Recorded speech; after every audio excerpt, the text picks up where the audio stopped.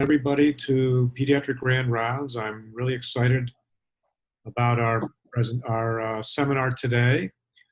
We're using the webinar system. So just as a reminder, if you have questions, please use the Q&A button rather than the chat button.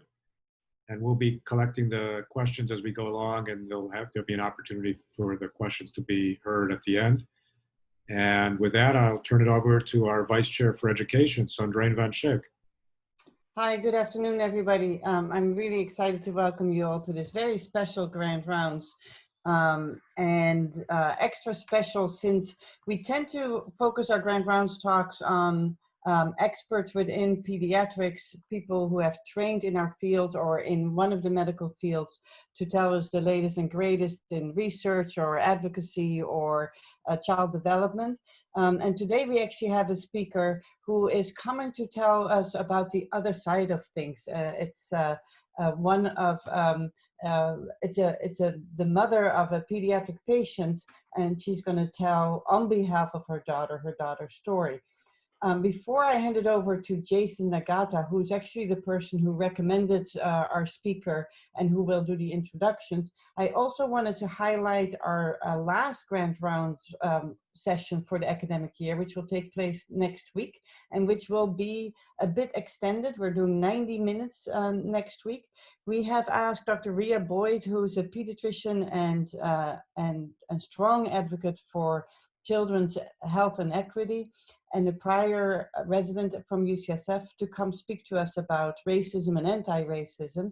And we will extend that with 30-minute panel from 1 to 1:30 to discuss what initiatives are being done at UCSF. That panel will consist of people from the Benioff Children's Hospital Diversity Committee, I can't speak today, as well as the Resident Diversity Committee. So I hope to see you for all of that next week. And with that, I'll hand it over to Jason. Thanks so much. So Diane Trader-Smith is a writer, speaker, publicist, fundraiser, and cystic fibrosis advocate. Today, her talk, Salt in My Soul, An Unfinished Life, is based on the posthumous memoir written by her beloved daughter, Mallory, who passed away from complications of cystic fibrosis at the age of 25. Salt in My Soul, An Unfinished Life is a compilation of Mallory's journal entries that Diane read, condensed, and eventually published with Penguin Random House last year.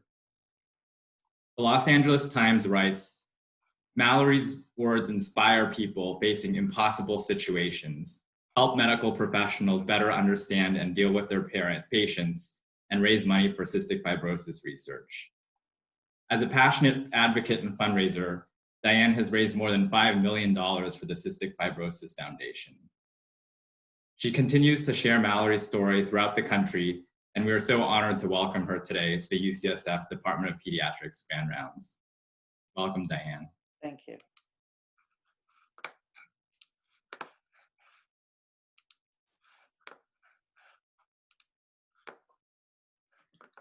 Are we ready? We are ready, and we Okay. can see your slides.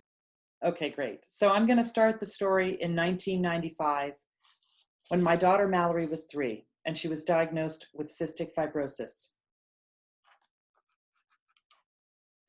The CF specialist told us about the medicines and machines she would need and the limitations she would face. He seemed hopeful when he said the lifespan for children with CF has gotten longer, from 5 to 25, and we expect it to get even longer.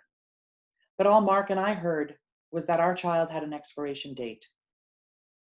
I was bawling. I couldn't stop crying. So I asked the doctor how he dealt with hysterical parents and very sick children. His perspective helped me. He said he had treated kids who had been beaten, burned, and abandoned. He saw the love we had for Mallory and the smile on her face, and he promised us that she would have a happy life. Mallory had lots of symptoms, a persistent cough, a chronic runny nose, and serious GI problems. Mallory would say, the doctors are only focused on my lungs because that's what will kill me. But the GI problems are what ruined my life. I was desperate for a way to explain the disease to Mallory and to her brother Micah, and why she had to do daily treatment. But there was no children's book back then for kids with cystic fibrosis. So I wrote one, Mallory's 65 Roses. 65 Roses is what kids hear when adults say cystic fibrosis. That first year, Mallory hated doing treatment. Every day when it was time to start, she would hide in the closet, under the bed, anywhere she thought we wouldn't find her. So Mark made up a game. He called it Astronaut and Pat Pat. Astronaut was for the mask that delivered her inhaled medications, and Pat Pat was for the chest percussion therapy. We read the book to Mallory's class every single September. We gave a copy to each of her friends, and even the boys when she started dating, because it provided an easy way to explain her illness, which for so long was invisible. That book taught Mallory the power of narrative. Mallory had a very happy childhood, and once she got used to treatment, she was always compliant. But one day when she was 9, she refused to do them anymore. She didn't want to be different from her friends. For the first time, we introduced the idea that CF could be fatal and explained it's why she had to do treatment. Mallory ran out of the room crying and did not speak to us for 3 days. But after that, she never missed a treatment. And she started writing, first in a notebook and then on a computer at the age of 15. Mallory lived every day knowing she had a chronic illness that would someday kill her. It's why she kept a journal. Through the years, Mallory's medical teams became a huge part of our lives. They often asked if med students or residents could come to the bedside for training. Mallory always said yes. She was always compliant. In fact, they called her the poster child for cystic fibrosis, and every single one of her doctors loved her. But they did not always love me, because I was the bad cop to Mallory's good cop, and I felt it was my job to protect her, even though it made me unpopular. There were so many things I did that got me into trouble. Today, I'll just share a few. I was known to block the door to Mallory's hospital room before 7 a.m. when they would come in to empty her trash, to write her daily goals on the board, to drop off meds when they had kept her up till well after midnight, because a nurse had a coding patient, because the pharmacy was backed up, or because there was a late night admit. Sleep was never valued in the hospital, so I fought for it. I would also sneak Mallory out to get her hair washed or to take a walk, even though protocol dictates you can't leave the hospital. It was so important to keep her mentally as well as physically healthy. I used to sneak her beloved dog Kona into the hospital because pet therapy is good medicine. I would push for faster response time when delays put Mallory's care at risk. And then there was Mark. He is definitely the more patient one between the two of us. But when things would happen on his watch, he would get angry too. During the day shift, there are layers of staff and management is always watching. But at night, it feels like a ghost town. With no system of checks and balances, more mistakes seem to happen. The ICU also posed a lot of problems, as many hospitals require loved ones to leave during shift change. This policy doesn't make any sense when the outgoing nurse is giving notes to the incoming nurse. And if both nurses are doing their job, the critical job of sharing information, then they have to be diverting attention from the patient. Mallory never ever wanted to be left alone in the hospital or in the ICU, but shift change in the ICU was the scariest time for her. And that's when she most wanted her family and friends there. Our advocacy to remain at the bedside led to many fights in many hospitals. These lead to the first of Mallory's insights I'm going to share today, and there's going to be 6 of them. This first one seems so obvious and a big fat duh, which is that parents play an important role in treating a child with chronic illness. But what I learned from reading Mallory's journal is that when Mark and I fought with the team, it was very traumatic for her. And it makes sense. When the 2 most important support systems that a patient relies on are at odds, it creates stress for the patient. When Mallory was 12, she was colonized by B. cepacia, a normally harmless bacteria that wreaks havoc in CF patients. It is the ultimate superbug. Doctors said things would get more difficult. To set the tone for Mallory's life, I adopted a mantra, no pity party, and my goal was to help Mallory find the joy in every day. Mallory adopted her own mantra, which was live happy. Family was always important to Mallory. She and Micah were always close. In high school, she had lots of friends. She was a straight A student. She was a 3-sport varsity athlete, and she was prom queen. Senior year, she got very sick and was admitted through Pediatrics. It was so cheerful, with large photos of furry animals adorning the walls. But about 10 days in, they said they needed the bed for a young peds patient, and they moved Mallory to the adult floor. Gone was the cheerful decor, replaced by stark white walls with no playful pictures. It was an abrupt change and a foreshadowing of what adult care would be like. This particular admission was marked by raging fevers and a very bad bout with sepsis. But finally, Mallory got out and she was able to graduate with her class. That summer before Mallory left for college, she was deeply stressed because for the first time, she had to think about when and how to tell people about her illness. Fortunately, dorm living has a way of establishing immediate intimacy, and word spread very quickly, relieving Mallory of the burden of disclosure. Still, it was a difficult transition. After growing up with a helicopter mom, Mallory desperately wanted to be independent. But at the same time, she knew that having our help made things easier. Mallory had to learn how to juggle academic, social, and medical responsibilities to fit everything in. Over time, she adjusted, studied hard, went to football games, and played club volleyball, despite many dozens of hospitalizations. In total, there would be 67, with each admission ranging from weeks to months. Mallory, like so many others, suffered from the duck syndrome. When students are like ducks gliding on the water, what no one sees is that underneath, they are paddling furiously. Mallory would write, "The stress of working to make things seem effortless creates a vicious cycle of silence and struggle. This applies to both physical and mental health issues. Mallory had both." To manage her anxiety, Mallory spent time in nature whenever possible. She cared deeply about the environment. In her senior thesis, she compares the degradation of her lungs by the colonization of a superbug to the degradation of native Hawaii by the colonization of foreigners. Mallory recorded the piece as a podcast, and it was played on NPR. The analogy Mallory draws helped her process what was happening to her body. It was terrifying. Of her fears, Mallory writes, "My memory, nearly photographic at times, serves me well in school, but it curses me at night.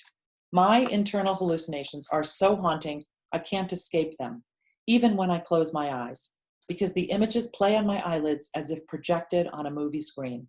It is scary to think back and think that I might not have done all of the amazing things I was capable of because fear held me back. Fear protects us from dangerous things. Unwarranted fear prevents us from reaching our full potential." It's been crushing to learn that Mallory suffered so much. Her emotional pain was never addressed until I pushed for a psych consult sophomore year of college. Doctors were so focused on her survival that they missed the signs of mental distress. Despite her demons, Mallory did graduate Stanford Phi Beta Kappa, and she was excited to do field research. But sadly, doctors said no to every single research project that she asked about because exposure to environmental toxins would further damage her lungs. She was devastated. And yet no one understood her distress because Mallory still looked so healthy that many thought she was the golden girl who had it all. This picture was taken when we finished her lung transplant evaluation. Nobody would ever know how sick she was. Mallory would have traded everything for the chance to take a breath that didn't hurt, to have a life that wasn't defined by illness. As Mallory's body deteriorated, she sharpened her mind, crystallized her thinking, and honed her writing skills. Mallory would write, "I am limited in what I can do, but not in what I say." Cystic fibrosis does a lot of taking, of dreams, of time, of travel, of friendships, of freedom, of potential, of plans, of lives. But you can't be negative. Negative feelings hurt creativity, the very same creativity that will help you reinvent your possibilities and achieve your ends. Mallory fought hard to reinvent her possibilities without giving up her dream of working in the environment. Instead of continuing with physical work, she got hired to write a book, The Gottlieb Native Garden, A California Love Story, about the importance of using native plants and gardening for wildlife. Conservation, even to those committed to stewardship, can seem unobtainable. The publication of this book enabled Mallory to realize that she could still make a difference despite her limitations. The book received a lot of attention, but when Mallory should have been celebrating on book tour, her infection reignited and she landed back in the hospital for a very long stretch of time. While her friends were grappling with normal post-college questions, Mallory was dealing with ICs, ICUs, IVs, and indignities, like having nurses and doctors ask about her bowel habits in front of her friends, even when she repeatedly asked them not to. It was humiliating. Mallory was also in excruciating pain, 3 different times, 3 different hospitals. Once for pleurisy, once for a pulmonary embolism, and then again after transplant. The opioid epidemic has left the medical community working to regain control over prescribing patterns. As a result, well-meaning doctors and nurses would routinely underprescribe pain meds to Mallory out of their fears they were creating another addict, even though she was an inpatient and they were monitoring every dose. Hence the crazy pain she experienced. Mallory writes about her distress at inadequate pain management, and yet, at another point, she writes about her own fears of getting addicted. I never thought I would say this, but I've come to love the feeling of being on opioids. They were never part of my treatment plan, but as my chest pain became unbearable, I needed them to breathe. They also helped with my mood. With morphine and with oxy, there is no pain. There is no sadness. These anecdotes lead to insight number 2, which is that fear of addiction must be better balanced with need when it comes to pain management.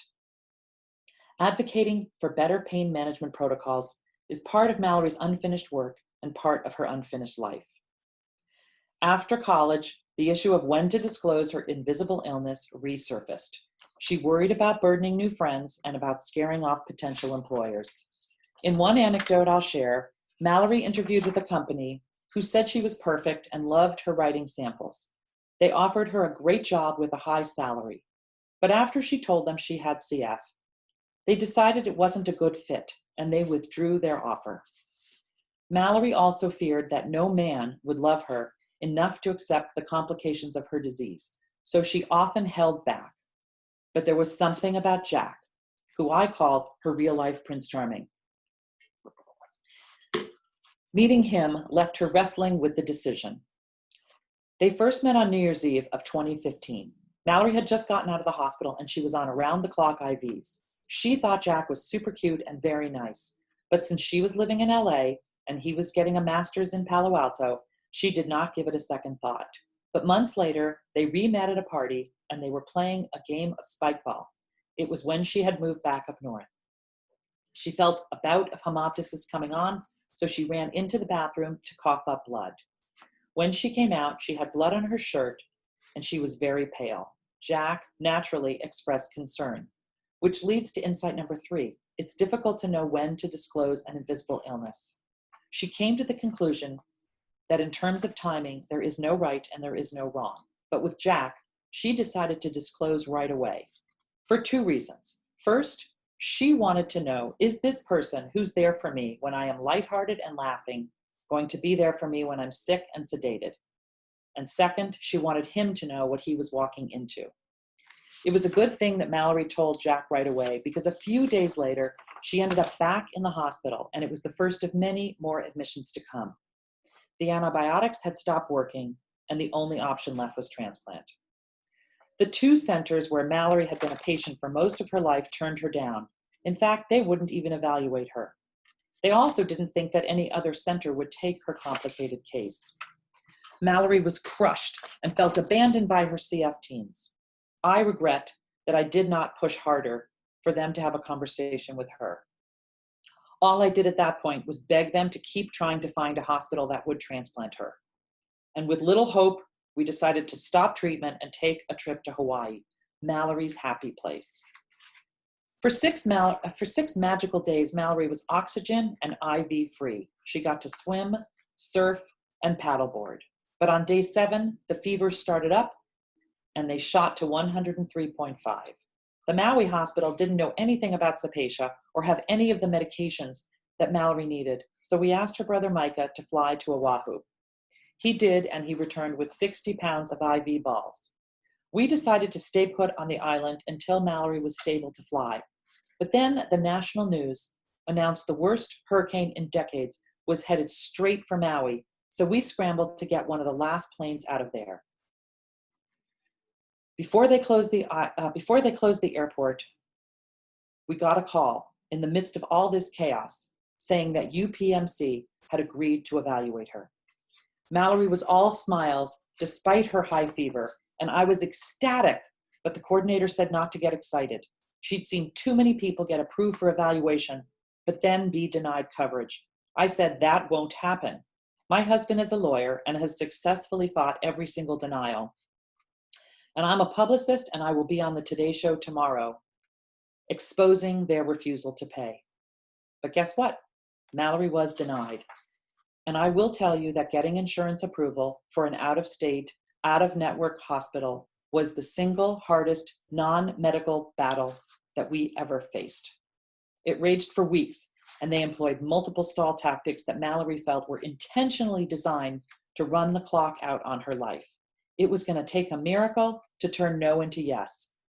And fortunately for us, we got that miracle, and it came in the form of a friend who had connections through the golf course to one of the highest levels of the insurance company's management team. Mallory didn't want to accept the evaluation because she felt so guilty that others had not been able to overturn their denials and had died waiting. I urged Mallory to use the power of her pen and to expose this injustice.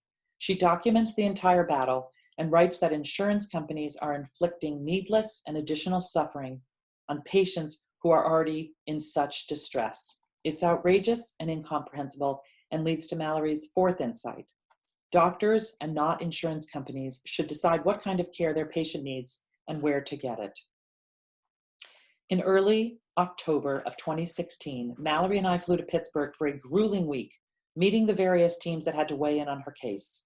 We were on pins and needles waiting for the transplant team to respond, and they had said they'd call the Monday or Tuesday after we arrived home.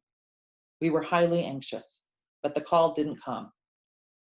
The next day was Mallory's 24th birthday, and we often joke that they decided to give this to her as a gift because the call came in the middle of our celebration. The interesting thing is they said that they were accepting her as a patient for transplant, but that she was still at 40% lung function, too healthy to come. We were so happy to have more time. But in a twist of fate, 1 week later, Mallory got the flu and mono, and then UPMC said she was too sick and they might not be able to transplant her after all. There's a fine line between being too sick and not sick enough. And so we made the decision to take Mallory back to LA and be ready to go to Pittsburgh on a moment's notice as soon as she was cleared to travel because we did not want to miss this window. Mallory spent most of November, December, and January in the hospital at UCLA. The call finally came on a Monday with instructions to fly on a Thursday, so Mallory could be in clinic on Friday. We had 2 days to pack up our lives, move across country with all of her medical paraphernalia, and say goodbye to everyone, knowing she might not make it back. This is the day we arrived in Pittsburgh. Mallory was happy and hopeful. To a patient with end-stage lung disease, the most important call you'll ever get is the one letting you know that lungs are available. But that call can come days, weeks, months, or even years after you're listed. Once you are, you can't take a shower, go to the movies, sleep through the night, have an intense conversation, or anything without being tethered to your phone because you cannot miss the call. Over time, as the days and weeks pass, your heightened vigilance turns into hopelessness because you start to feel that the call will never come, or it's going to come too late. At that point, I changed my mantra to "Somewhere over the rainbow, there are lungs," and I used to sing that first line to Mallory every day over and over. About 6 weeks later, which felt like 6 months later, the call came. We packed, went to the hospital, and waited 24 hours. In the morning, the surgeon came in to tell us that the lungs were viable, but we're going to go to another patient. Talk about devastated. We did not know that Mallory was a backup candidate, and in fact, we didn't even know that that was a thing. which leads to insight number 5. Doctors should err in favor of giving more information rather than less, as it helps patients and their families manage their expectations. In total, Mallory experienced 3 dry runs, false alarms where you're called to the hospital, prepped for transplant, but the lungs either aren't viable or they go to someone else. Mallory writes about the emotional and physical toll this took on her. But finally, on September 11th of 2017, Mallory got the 4th and final call and was wheeled into transplant for a 9-hour surgery. She received the gift of life, new lungs. The rehab was quite grueling, but a month later, Mallory was celebrating her 25th birthday. Those days I would sing to her, "Somewhere over the rainbow, there were lungs." And you'll note the rainbow on her cake and the smile on her face as we dared to dream about a new life. It was the happiest time I ever remember. But tragically, just a few weeks later, Mallory was readmitted with necrotizing pneumonia, and doctors started preparing me for the worst. They wanted me to tell Mallory she wasn't going to make it. I refused. I knew that Mallory was terrified of dying, and I did not want her to be afraid. This became another point of contention as the doctors kept pushing me. There was another reason I didn't want Mallory to think she wasn't going to make it. We needed her to have hope. In these last days of Mallory's life, Mark was trying to get an experimental treatment for her and was working around the clock. He had read that phage therapy was used 100 years ago, but then penicillin was discovered. With its patent protection and financial incentives, penicillin rendered work on phage obsolete. Since phages are naturally occurring organisms, patent protection would be a huge challenge. So Mark enlisted the help of Stephanie Strathy, an epidemiologist who had used phage therapy to save her husband. It was the only case Mark could find. She sent out a nationwide tweet, and many labs responded. Meanwhile, at the doctor's urging, close friends and family from Los Angeles flew across the country to Pittsburgh to be there for the end. Because Mallory was on a ventilator, she scribbled this note, which reads, "Can't talk at all, but so grateful you are here for the hardest part." I believe this note shows her willingness to fight. She had left very specific instructions that she wanted heroics. She desperately wanted to live. On November 14th of 2017, the United States Navy found a match for Mallory's isolate of Sapiesia.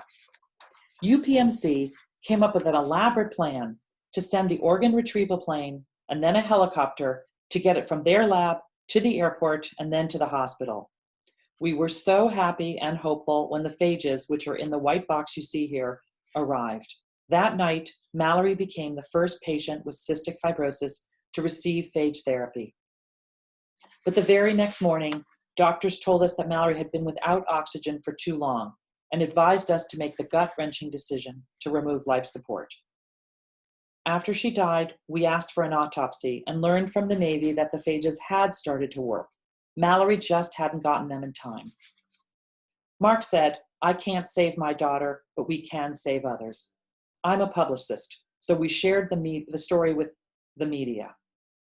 A story that starts in 2016 with Mark's dogged pursuit of this treatment and Stephanie's critical contribution of tweeting out what we needed nationwide.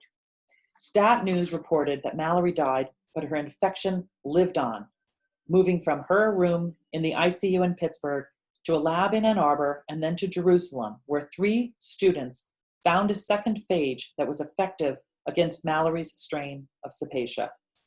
The director of the Israeli team called to tell me they were naming the bacteria-killing virus BC Mallory 1. BC for the name of the bacteria Burkholderia sapiesia, Mallory for her name because she inspired the search, and 1 because it was the first identified phage.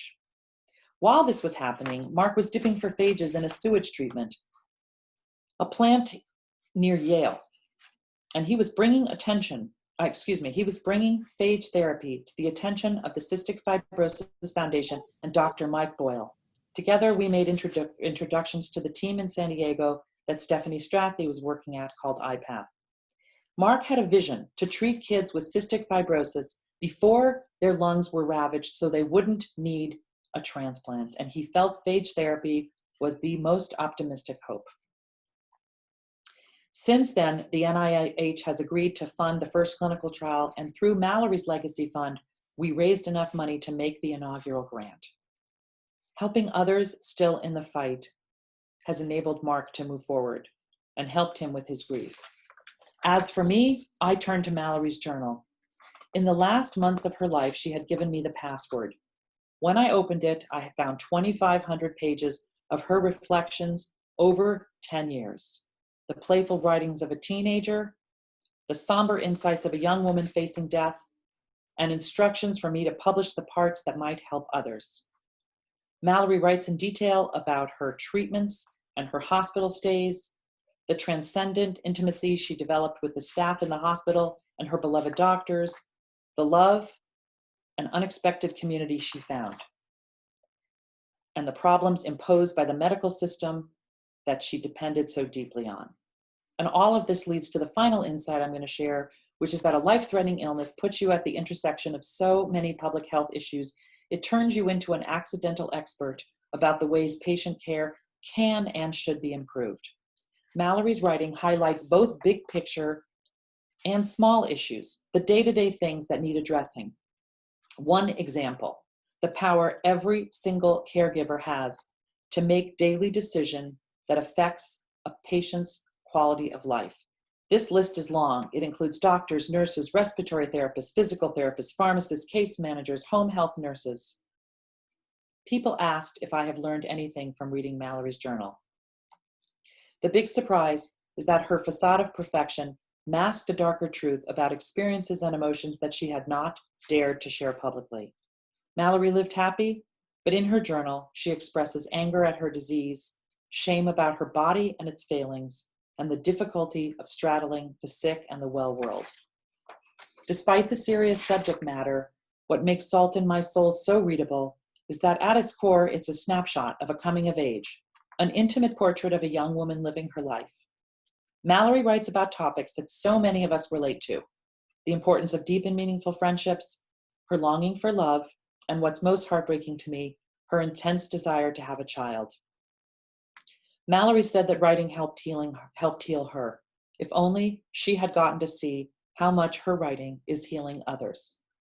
She has left us an amazing legacy in her wisdom and her words, the salt in her soul. Thank you.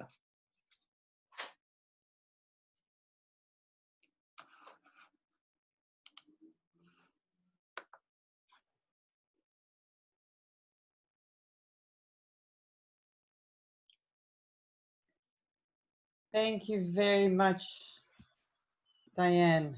I'm going to hand it over to Jason. Yeah, thank you. And if anyone has questions, can please put them in the Q&A box. Yes, thank you so much for sharing your perspective as a parent and also Mallory's story. So I will be moderating any questions, so please enter them into the Q&A function or comments, and we are already getting some comments. Thank you for sharing Mallory's story. I'm humbled and inspired and appreciate it greatly.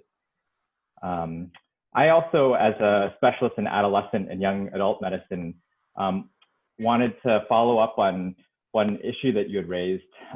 You had mentioned that there were some challenges with the transition to pediatric to adult care, and I was wondering if you had any insights as to what are things that pediatricians could have done or can do in the future to make that transition more smooth for patients.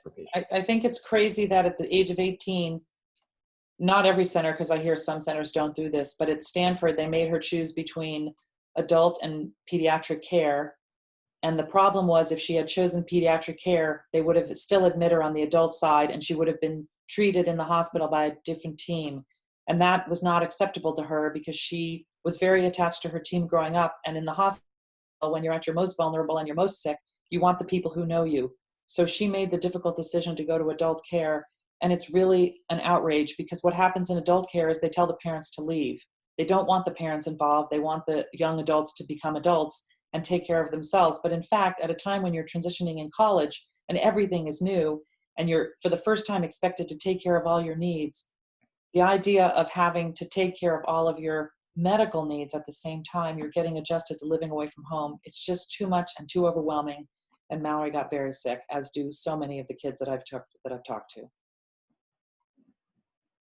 Thank you. Yeah, I think that the transition from pediatric to adult care is I know, issue that we're working on, particularly in our division, because we work with people who are in that young adult age range. There are some other comments coming in. First, from our UCSF Pediatric CF team, thank you so much for sharing Mallory's story. And also, it's humbling, and I will pray for you always. You are a superhuman like your lovely daughter, and cheers to Mike. Thank you. Any other questions or comments from participants? I'm wondering, being selfish as a pediatric intensive care physician, if I could ask a question that relates really to the ICU stay, where there's oftentimes so many competing priorities and things get so complex. Any particular advice that you have for the physicians in the high intensity environments that can help us take the best care and keep patients like Mallory and families like yours best informed? Well, do you have that policy? I know COVID is different and there's different rules, but in general, do you have the policy of kicking the families out during shift change? I don't believe we do. Okay, so that's good, because it happened in 4 hospitals and it was a huge problem. But in general, when you have patients in the ICU, especially pediatric patients, everybody is freaked out. And one of the questions that I was asked when I spoke to UC Davis Nursing School, a young nursing student who looked like she was no more than 16, but was probably 18 or 19, raised her hand and said, I don't know what to do when I have a parent like you coming at me, telling me I'm not doing things correctly. And so she said, could you give me some advice? Which was sort of a similar question to what you're asking. And as I was about to answer, the director said, I'd like to answer that. And she said, if somebody's she addressed the student, she said, if somebody's coming at you aggressively, you say, stop, I'm doing the best I can.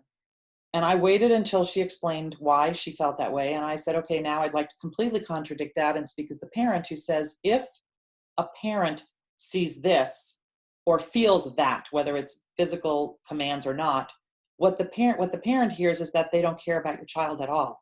And what a parent wants to hear is, I know this is stressful for you. We are all deeply concerned about your child. And if there's anything we can do to make this easier for you, let us know.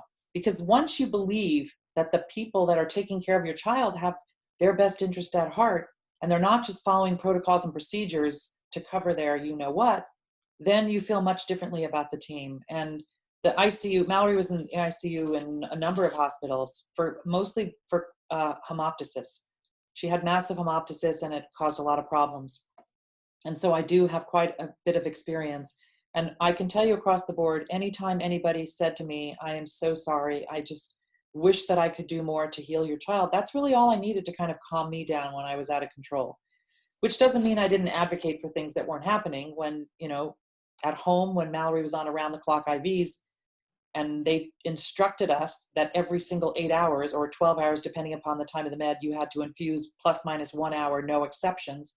And they drill that into your head. And then you get into an ICU setting and all of a sudden the medicine is delivered at 14 hours or 6 hours. And there's all kinds of systemic delays. That's going to upset parents that are involved. Some parents are not as involved. They don't pay as much attention. They trust them. But highly educated parents who pay attention to everything do have trouble when mistakes are made. And that is really the biggest area I would say needs addressing. And to that end, I think if somebody says, oh my God, what is happening here? And they express distress and anger, instead of pushing back or trying to get defensive, to say, wow, we really messed up here. Let's see how we can do better next time. Thank you. We have another question and comments. Thank you for sharing that powerful story. Do you or did Mallory have advice for what helps teens and young adults advocate for themselves in the hospital or with the healthcare team, acknowledging that having a parent or other caregiver is critical also? Okay, that's a really good question. And so basically I was always the bad cop and Mallory was always the good cop. But there was one time when I wasn't there And I got reports from 5 different people in the hospital saying, wow, you really trained your daughter, because she was always the demure, delicate, dainty, quiet one. But when I wasn't there, she stood up for herself. And what it taught me was that lead by example. Show your child what's an appropriate way to behave, and then maybe step back more. Mallory, she left me 2,500 pages and we only could publish 300. So there's a lot more that's in there, but that is something that came up. She writes a lot. Actually, this brings up something else. She writes a lot about when her parents came on too strong and fought with the hospital staff and what that did for her. And we loved our doctors and we had great relationships with them, but there was definitely moments of tension. But one thing that Mallory wrote about, and I don't think it's in the book, but I remember so vividly, that she said, when you're a chronically ill patient and you are expected to do treatment at home, and you're expected to take care of yourself, and then you get admitted to the hospital, and all of a sudden, and these were her words, they infantilize you. So for example, CF patients tend to go to bed late at night and tend to want to sleep in. And when somebody's banging on your door to do respiratory treatment at 7 a.m., because that's when it works with the schedule, when that's a treatment that you do at home every other day of the year when you're not in the hospital, there is no reason why exceptions can't be made or protocols can't be worked around. It almost always boils down to nursing union rules. That's what I came to learn. And I found that there were some floors and units and wards where the administration recognized, especially in a case like cystic fibrosis or maybe in cancer where you have repeated admits, which is different than somebody who has an appendectomy and maybe they're in the hospital for 3 days and they don't know the protocols. But when you have somebody who is a routine, frequent visitor to the hospital that knows how to do stuff, you really should work with them to help them take control, which also helps, I think, them lead to their own advocacy and helps empower them to make decisions. If all of their control is taken away when they come into the hospital because they're expected to follow your systems, that is difficult for a lot of teenagers. Thank you. And a related question. So thanks for your response regarding the question from the young nurse. Do you have specific thoughts on how pediatric hospitals can better partner with parents? Well, yes. So one area that I would get into trouble in all the time, I mean, I could have just gone on and on with all the things that got them mad at me, but one of the things that I used to do as Mallory's case got more complicated was that I would insist on going over all the meds in a day. You know how they're dispensed and then the nurse takes them and they go through it all. I would insist on going through it with Mallory and with them, which taught Mallory to be very knowledgeable. And she was the most knowledgeable, way more than me, because at some point she sort of took over. But I think that when you say to the parents and the children, these are the medications that you're going to take, this is the schedule, and you say to them, it might help for you to write this down. First of all, that saves the parent from having to ask the nurse over and over, because sometimes the parents want to know. But second of all, it shows the parent that the nurse actually cares about them. And I have a really strong, and I think it applies to every healthcare professional, statement to make. And that is, there is a chemistry that ignites, that begins the minute a healthcare worker walks into a patient's room. And we used to say we could tell within the first 30 seconds whether we were going to like the nurse, really fall in love with them immediately, really dislike the nurse because there was something really offensive they did, or sort of feel like, okay, we're going to see 25 nurses in a week when we're here, and this one's just going to be sort of middle of the road. And I've been asked the question, okay, so what does that entail? What makes a nurse beloved or revered or, somebody you don't want to see? And I think that the answer is really in the attitude that the nurse or the caretaker brings into the room. Now, there were doctors that would come rounding through, and you definitely had the feeling that they were just checking you off on their list. And then there were the doctors that would go the extra route. Maybe they would have asked a nurse, what's the name of that patient's dog? And the doctor would come in for the first time and say, hey, I hear you have a beautiful dog named Kona. How old is he? Any little simple communication, especially with a pediatric patient, makes the patient feel like you care about them. And sometimes that's as important as the medicine that they're dispensing, because they need the psychological willpower to fight, especially when you have repeat visitors. I don't know if that's helpful, but that's. No, those are all, I think, very helpful reminders for us on the front lines. Another question has come in. You mentioned that maintaining hope was critical, and so did not want to talk about end-of-life issues, if I understood correctly. what advice do you have when the treating team feels they should have a discussion with the young adult? Okay, so this is a big, big, big one, and we could probably spend an hour on this. Every single team at UPMC, the ICU team, the pulmonary team, the gastro team, every team said I needed to tell Mallory she was dying. And I said, absolutely not. Over my dead body am I going to tell her? And they got really angry at me. And I said, why? And their reason was for closure. So you have closure, so they have closure, so they can say what they need to say, so you can say what you need to say. And my feeling was, Mallory and I were joined at the hip. I knew everything about her life. She knew everything about mine. I didn't need to say another 100 I love yous. And she was terrified of dying. So why would I want her to have 1 second of fear? What we said to her, I sang a song to her, and I had everybody that visited, the phages are coming, hurrah, hurrah. And we told her that she should just close her eyes, she could stop fighting, and that the phages would come when she was fully asleep. Because why would I want her to have any fear or any pain? I never understood it. I do believe that there are instances where people will want to say things or have things said to them, but I didn't feel that way, and I felt it was my right as the parent and the person who sat by Mallory's side every day, but believe me, it caused a lot of dissension.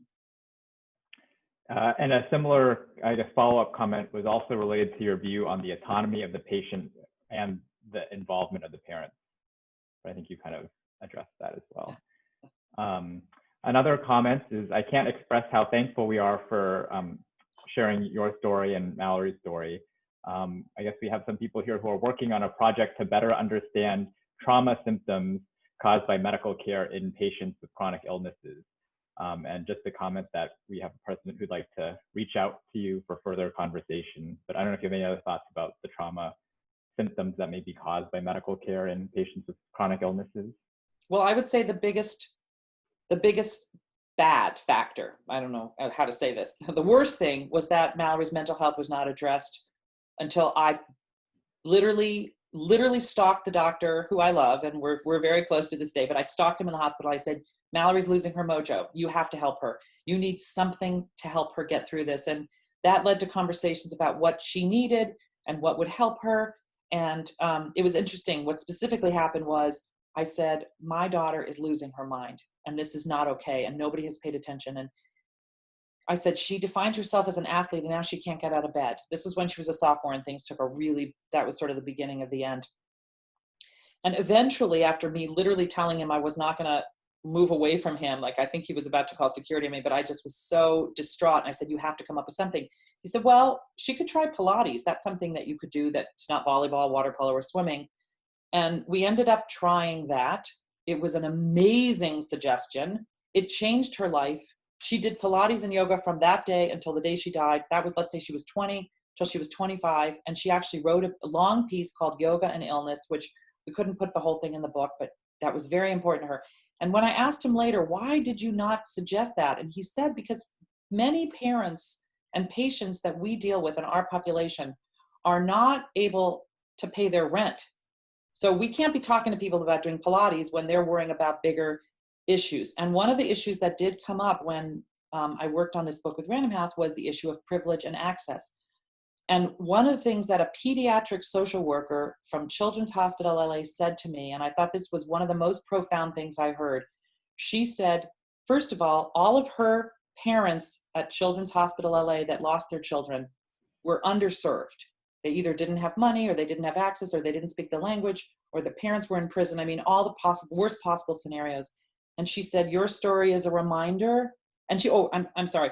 They all felt guilty. They all felt because they were housekeepers or, uneducated, didn't have access, that they couldn't provide the best care for their children. And she said, Mallory's story is a reminder that you can have everything and do everything and be everything, and your child still dies. But that said, specifically in terms of advice, I would say identify the subset of populations you have. Some are more affluent and have access to things like private yoga, and some might not be able to bring food to their children as a disruption to the hospital food and so maybe there's a way to figure out how to pair them with somebody in the community, like we have that in our community, where somebody might bring in a meal that's just benign, a bag of potato chips and, I don't know, and and an In-N-Out burger or something. But there are lots of ways to support patients that can be differentiated by their socioeconomic status, what their specific needs are, maybe it's just bringing somebody in to read to the child because the parents aren't even able to visit because they're both working full time. And there was a boy at Stanford that when Mallory and I were there for a long time, just the two of us walking the halls around and around every day, we saw this young man, and I said, he looks like he has CF. He had that typical protruded lungs, and he just didn't sound right, and we just knew that was the situation. And when he left, I asked the nurse, I said, is he an inpatient? But he was dressed in regular clothes. She said, no, but he spends more than half of his life here, and he doesn't have family. His family won't visit him. So he has become part of our family. And I remember that day I was so devastated because I thought, imagine being an inpatient without having family. But they told us at Stanford, there were patients where the parents dropped the kid off for a 2-week tune-up and didn't come back until the end of the 2 weeks. There were some where they wanted to be there, but because of their work schedules, maybe they could come an hour or every other day. And so when you have that situation, it's different than when you have a patient like Mallory. And I think the most important thing is to identify what the particular patient and family needs are, and then try to find a solution that works for them, that's important to them. Because the smallest acts of kindness, and I mean the smallest acts of kindness, can change a patient's entire trajectory. I will give one example that happened with Mallory. She had a date with a boy that she had met. I think she'd had one date with him, and then she ended up in the ICU for big hemoptysis. She wasn't really that sick, but the ICU doctor wanted her in the ICU so that she could keep an eye on her. And she was an amazing doctor. Her name is Dr. Ashagian at UCLA. And she said, and she was her regular CF doctor. And she said, I'm in the ICU for 10 days. So I'm going to bring Mallory in here with me so I can keep an eye on her. And she had a date that night. And Mallory said to me, I have to cancel my second date with Kelly. And I said, why? And she said, because I'm in here. And I said, so meet him in the cafeteria. And she said, I haven't had a hair wash in 5 days. I look like shit. So I went to the ICU team and I asked for help. And literally, no joke, I am not exaggerating, a nurse named Ashley Trueblood at UCLA in the ICU arranged a spa day for Mallory. The 3 nurses came in, they washed her hair, they put a mask on her, they painted her nails. And I am telling you, it changed my daughter. She remembered it. She wrote about it. She went on the date in the cafeteria, and it was the most amazing thing. So, I mean, just little things like that just can help a child so much. Yeah, it's a really nice story. One comment and question. Thank you so much for sharing Mallory's story, and please feel free to skip this question if it's too personal. But you talked about healthcare providers not recognizing Mallory's mental health issues. I'm curious how did your experiences caring for Mallory and also as having to play the bad cop to advocate for her impact your mental health? That's not too personal of a question. There's no question that's off limits, because if I can help people in Mallory's memory, then it helps me. You can't lose a child and not suffer sort of,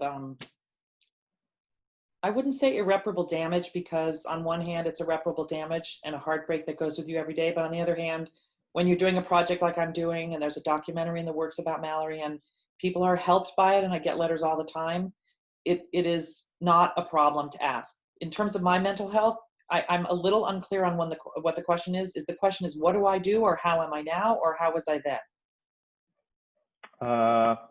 It just said how maybe having to play bad cop to advocate for her impacted your mental health. Well, I'll tell you what it did do. It changed me as a person. I used to be literally the life of the party, the fun one. I was always just joie de vivre, happy, happy, happy. No pity party. I mean, I went through life, but the repeated fighting with the insurance companies, with the medical teams, fighting to get the transplant. I mean, the list goes on and on and on. It's changed me. I don't sweat the small stuff, so little things don't bother me, but I also don't tolerate a lot of things that I used to just let go. And I don't want to be around people who are not good people. So it has changed me in that I'm much more discerning in how I spend every minute of my life. It also has taught me a tremendous appreciation for just taking a deep breath. And Mallory loved to swim and wrote a lot in her journal. This is not in the book, but this is just in her journal from when she was in high school. The thing that upset her the most was when she would go to swim practice or water polo practice and have to be on the bench because she was on IVs. And friends would say, oh, I don't want to swim today, I got my period. Or, oh, I don't want to swim today because my hair, I just got it blown dry. And that used to really upset her. So now I swim every day in her memory. And I try to live and do all the things that she wanted to do because she can't do them. And I think it's important for me to do that for my own mental health. So, but it definitely took its toll on me, and it changed me. Yeah, thank you so much for answering that question.